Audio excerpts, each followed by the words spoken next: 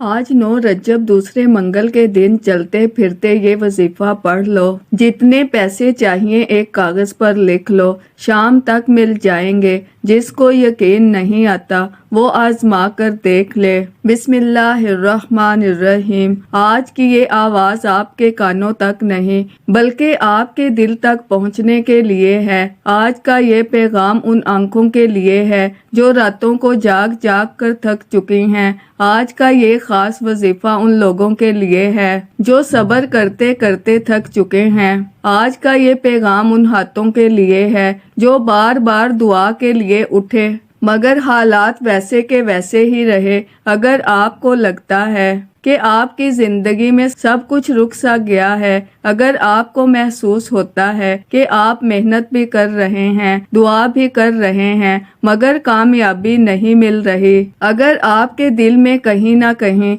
ये ख्याल आता है कि शायद मेरी किस्मत ही ऐसी है, तो मेरे भाइयों और बहनों, आज की ये अहम वीडियो सिर्फ आपके लिए है। क्योंकि आज ना मैं कोई कहानी सुना रही हूँ, ना किसी पीर फकीर का किस्सा बयान कर रही हूँ। आज मैं आपके सामने अल्लाह के कलाम और अल्लाह के नामों की वो ताकत लेकर आई हूँ जो लिखी हुई तकदीर के रुख मोड़ देती है। आज 9 रजब दूसरे मंगल का दिन है। ये दिन आम दिन नहीं है, ये वो दिन है जिस दिन अल्लाह की रहमत खास अंदाज में जमीन पर नाजिल होती है। और आज इसी दिन अगर कोई बंदा सच्चे दिल से सिर्फ 1 मिनट अल्लाह की तरफ पलट आए तो रब्बे करीम उसकी बरसों की महरूमियां खत्म कर देता है। आप में से बहुत से लोग ऐसे होंगे जिनके घरों में बरकत नहीं रही, जिनकी तनख्वाह आते ही खत्म हो जाती है, जिनके कारोबार चलते चलते बंद हो गए,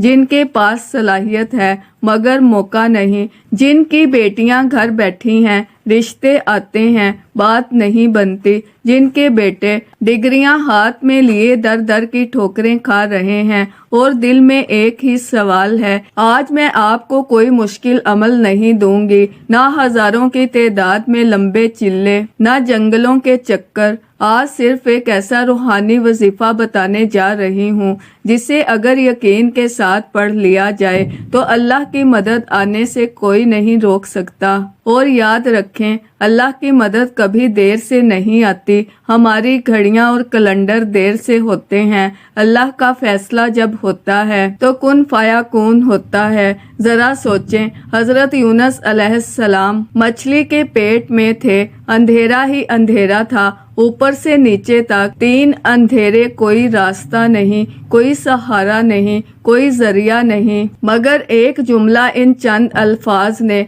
वो काम कर दिया जो दुनिया की कोई ताकत नहीं कर सकती। आज भी वही रब है, आज भी वही ताकत है, फर्क सिर्फ हमारे यकीन का है। आज अगर आप ये सोच कर बैठे हैं कि ये भी एक वीडियो है, देख लेते हैं, तो फायदा नहीं होगा। और अगर आप ये सोच कर बैठे हैं कि आज मैं वाकई अल्लाह से बात करने लगा हूँ, तो आपकी जिंदगी का रुख बदले बगैर नहीं रहेगा। आज इस वजीफे को पढ़ने के लिए ना वक्त की कोई पाबंदी है, ना जगह की कोई कैद है, ना ये देखा जाएगा कि आप कहाँ रहते हैं। आप पाकिस्तान में हैं, इंडिया में हैं, सऊदी अरेबिया में हैं, यूरोप में हैं, अफ्रीका में हैं या किसी गांव के कच्चे घर में बैठे हैं। अल्लाह की रहमत वहां पहुंचती है जहां से एक आह निकलती है। अब इस वजीफे को शुरू करने से पहले मैं आपसे एक बात कहना चाहती हूँ और वो बात बहुत तवज्जो से सुनिएगा। शैतान हमेशा उस वक्त वार करता है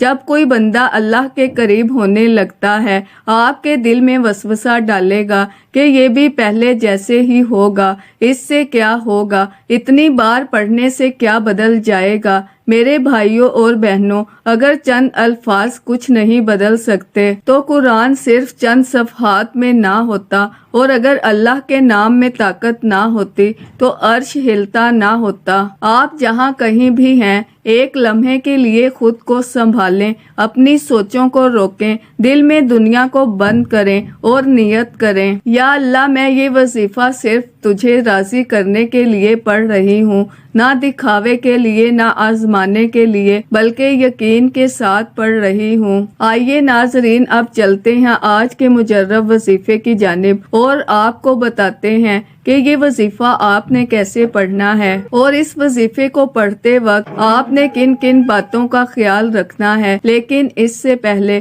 آپ سے گزارش ہے کہ اگر آپ نے ابھی تک اس چینل کو سبسکرائب نہیں کیا تو جلدی سے پہلے چینل کو سبسکرائب کر لیں، کیونکہ ایسے بہت سے وظائف، بہت سے اعمال آپ کے حوالے ڈیلی بیسس پر کرتی رہوں گی۔ اب عمل کیا ہے؟ آج 8 رجب دوسرے منگل کے دن آپ کو جب جہاں جیسے وقت مل جائے باوضو مصلی پر بیٹھ کر یا چلتے پھرتے آپ نے سب سے پہلے نبی کریم صلی اللہ علیہ وآلہ وسلم کی ذات اقدس پر 3 بار درود پاک پڑھنا ہے۔ درود پاک آپ کوئی سا بھی پڑھ سکتے ہیں۔ آپ مختصر اور آسان سا درود صلی اللہ علیہ وآلہ وسلم پڑھ لیں یا صلی اللہ علی محمد پڑھ لیں یا درود ابراہیمی پڑھ لیں تو سب سے بہتر ہے، کیونکہ درود ابراہیمی کی فضیلت و برکت سب سے زیادہ ہے۔ یاد رکھیے گا، جب آپ ایک بار درود پاک پڑھتے ہیں تو اللہ پاک کی 10 رحمتیں آپ پر نازل ہوتی ہیں۔ حضرت ابو ہریرہ رضی اللہ تعالی عنہ سے روایت ہے، رسول اللہ صلی اللہ علیہ وآلہ وسلم نے فرمایا، جو شخص مجھ پر ایک مرتبہ درود پڑھتا ہے اللہ تعالیٰ اس پر 10 رحمتیں نازل فرماتا ہے۔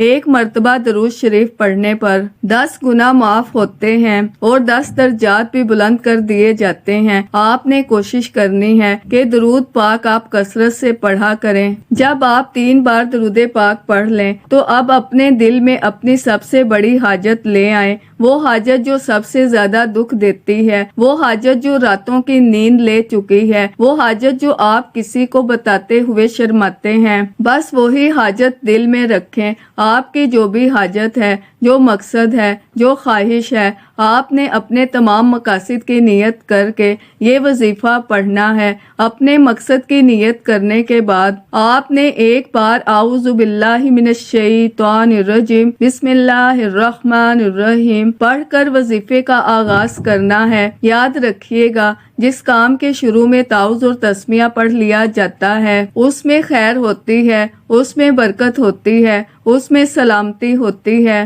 جب آپ نے اپنے مقصد کی نیت کر لی، تعوذ اور تسمیہ پڑھ لیا، تو اب یوں محسوس کریں جیسے دنیا جہان سے آپ کا تعلق ختم۔ آپ روضہ رسول کی جالیوں کے قریب بیٹھ کر اس خاص وظیفے کو پڑھ رہے ہیں، اور سب سے پہلے نمبر پر جو وظیفہ آپ نے پڑھنا ہے وہ وظیفہ آپ نے پوری توجہ اور دھیان کے ساتھ پڑھنا ہے۔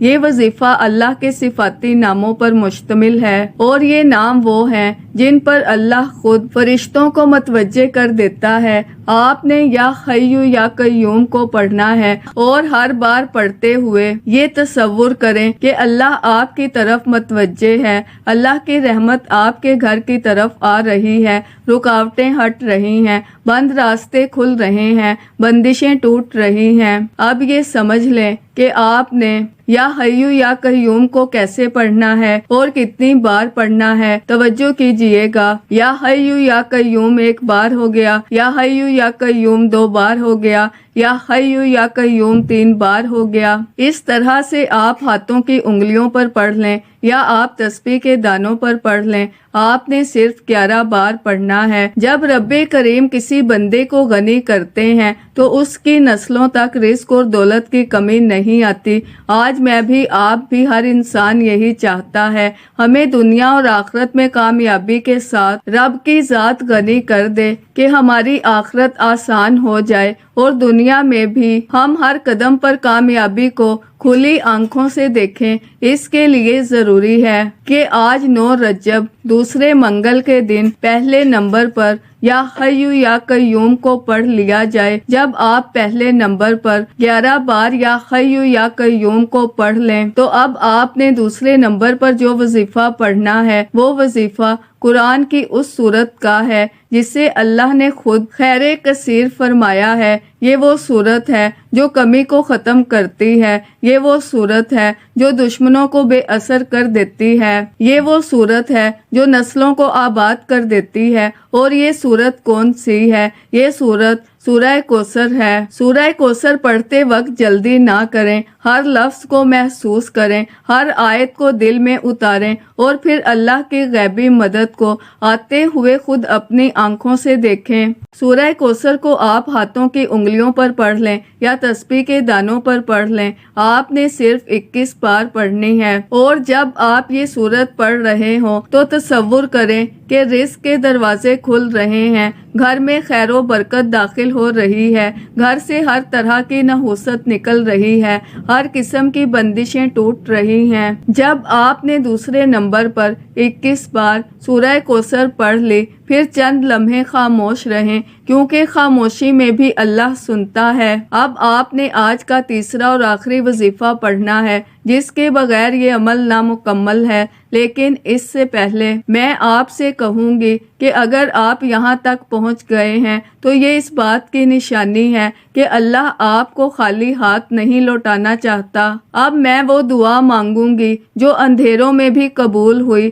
جو مچھلی کے پیٹ میں بھی سنی گئی، اور جو آج بھی ویسے ہی طاقت رکھتی ہے جیسے اس دن رکھتی تھی۔ آپ نے پورے اعتماد اور یقین کامل کے ساتھ یہ وظیفہ پڑھنا ہے۔ اگر آپ نے اس وظیفے کو بتائے گئے طریقے اور ترتیب سے پڑھ لیا تو انسان کبھی مایوس نہیں رہتا۔ اکثر لوگ وظائف تو پڑھ لیتے ہیں لیکن نتیجہ اس لیے نہیں دیکھ پاتے کیونکہ وہ دل سے نہیں پڑھتے، الفاظ زبان پر ہوتے ہیں اور دل دنیا میں اٹکا ہوتا ہے۔ آج میں آپ کو یہ بھی بتاؤں گی کہ پڑھتے وقت دل کی کیفیت کیسی ہونی چاہیے تاکہ وہ دعا سیدھی عرش تک پہنچے۔ یہ وہ دعا ہے جو اللہ کے ایک نبی نے اس وقت پڑھی جب دنیا کے سارے دروازے بند ہو چکے تھے، جب نہ کوئی انسان مدد کے لیے تھا اور نہ کوئی ذریعہ باقی تھا، جب اندھیروں کے سوا کچھ نظر نہیں آ رہا تھا۔ اس وقت حضرت یونس علیہ السلام نے جو دعا پڑھی وہ چند الفاظ پر مشتمل تھی، لیکن ان الفاظ نے آسمان و زمین کو ہلا دیا، اور وہی الفاظ آج بھی اسی طاقت کے ساتھ زندہ ہیں۔ وہی رب آج بھی سنتا ہے، وہی رب آج بھی جواب دیتا ہے۔ اب آپ نے پوری توجہ کے ساتھ لا الہ الا انت سبحانک انی کنت من الظالمین کو پڑھنا ہے، اور پڑھتے ہوئے یہ محسوس کریں کہ آپ اپنی کمزوری مان رہے ہیں، آپ اللہ کے سامنے جھک رہے ہیں، آپ یہ اعتراف کر رہے ہیں کہ یا اللہ میرے پاس کچھ نہیں، تیرے پاس ہی سب کچھ ہے۔ یہ دعا غرور توڑ دیتی ہے، یہ دعا ضد ختم کر دیتی ہے، یہ دعا اللہ کو بہت پسند ہے کیونکہ اس میں بندہ خود کو قصوروار مان لیتا ہے، اور جب بندہ خود کو گناہ گار مان لیتا ہے تو اللہ رحمت کے دروازے کھول دیتا ہے۔ آپ جب یہ دعا پڑھیں تو جلدی نہ کریں، گنتی پوری کریں، لیکن دل حاضر رکھیں۔ اگر آنکھوں سے آنسو آ جائیں تو انہیں مت روکیں کیونکہ آنسو دعا کی قبولیت کی نشانی ہوتے ہیں۔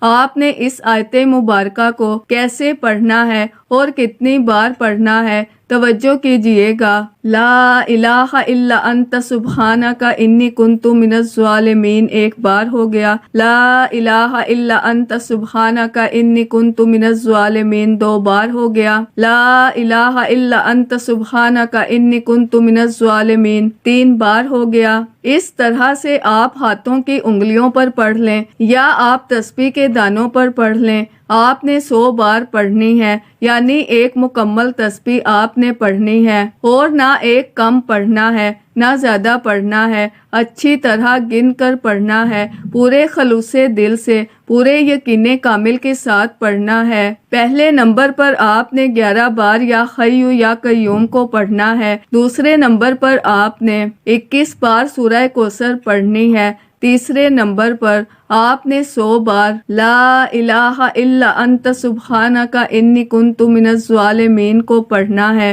جب وظیفہ مکمل ہو جائے تو ایک لمحے کے لیے خاموش ہو جائیں، سانس کو نارمل کریں اور دل میں یہ یقین بٹھائیں کہ اللہ نے سن لیا ہے۔ یہاں ایک بہت اہم بات سمجھ لیں، اکثر لوگ وظیفہ مکمل ہوتے ہی اٹھ جاتے ہیں اور کہتے ہیں اب دیکھتے ہیں کیا ہوتا ہے۔ نہیں، آپ نے ایسا نہیں کرنا۔ وظیفہ مکمل ہونے کے بعد آپ نے 3 مرتبہ درود پاک پڑھنا ہے، جو آپ نے عمل کے شروع میں پڑھا تھا یہ ایسے ہے جیسے آپ دعا پر مہر لگا رہے ہوں، جیسے آپ اللہ کی بارگاہ میں عرض کر رہے ہوں کہ یا اللہ میں نے تیرے محبوب کے وسیلے سے مانگا ہے، اب آپ نے اپنے دونوں ہاتھ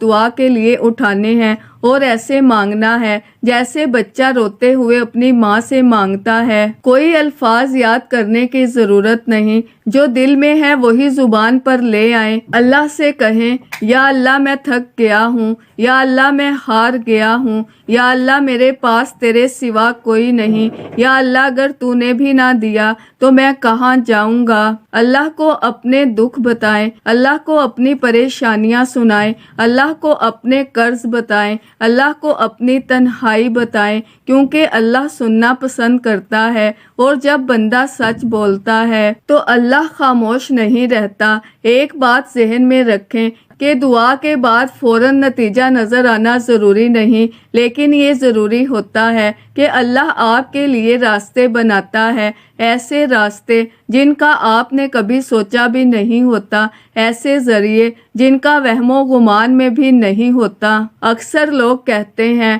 ہم نے دعا کی مگر کچھ نہیں ہوا، مگر حقیقت یہ ہے کہ اللہ نے دے دیا ہوتا ہے، لیکن وہ دینے کا طریقہ مختلف ہوتا ہے۔ کبھی اللہ آپ سے بلا ٹال دیتا ہے، کبھی نقصان ہٹا دیتا ہے، کبھی ایسا موقع دیتا ہے جو آپ کی سوچ سے بڑا ہوتا ہے۔ اس لیے دعا کے بعد صبر بھی ضروری ہے اور یقین بھی ضروری ہے۔ آج 9 رجب دوسرے منگل کا دن ہے، کوشش کریں جب آپ کو وقت ملے آپ یہ وظیفہ پڑھ لیں اور یاد رکھیں یہ کوئی جادو نہیں، یہ کوئی ٹوٹکا نہیں، یہ اللہ کے نام ہیں، یہ قرآن کے الفاظ ہیں، اور اللہ کا وعدہ ہے کہ جو مجھے پکارے گا میں اس کی پکار سنوں گا۔ اب میں آپ کو چند ایسی باتیں بتانا چاہتی ہوں جو اس عمل کے اثر کو کئی گنا بڑھا دیتی ہیں۔ پہلی بات یہ ہے کہ آج کے دن کسی کا دل نہ دکھائیں، کسی سے بد دعا نہ لیں، اگر کسی سے ناراض ہیں تو دل میں معاف کر دیں، کیونکہ معافی رزق کھول دیتی ہے۔ دوسری بات یہ ہے کہ آج کے دن جتنا ہو سکے سچ بولیں، جھوٹ سے بچیں، کیونکہ جھوٹ برکت ختم کر دیتا ہے۔ تیسری بات یہ ہے کہ آج کے دن اللہ کا شکر ضرور ادا کریں، چاہے حالات جیسے بھی ہوں، شکر کرنے سے نعمت بڑھتی ہے۔ چوتھی بات یہ کہ عمل کے بعد بار بار یہ نہ کہیں کہ ابھی تک کچھ نہیں ہوا، بلکہ یہ کہیں کہ یا اللہ میں نے تجھ پر چھوڑ دیا ہے۔ یاد رکھیے گا یہ دنیا آزمائش کی جگہ ہے، یہاں ہر کسی کو کسی نہ کسی چیز سے آزمایا جاتا ہے، کوئی غربت سے، کوئی بیماری سے، کوئی اولاد سے، کوئی رشتوں سے، لیکن کامیاب وہی ہوتا ہے جو آزمائش میں بھی اللہ کا شکر ادا کرنا نہیں چھوڑتا۔ اگر آپ یہاں تک یہ ویڈیو دیکھ رہے ہیں تو یہ اس بات کی دلیل ہے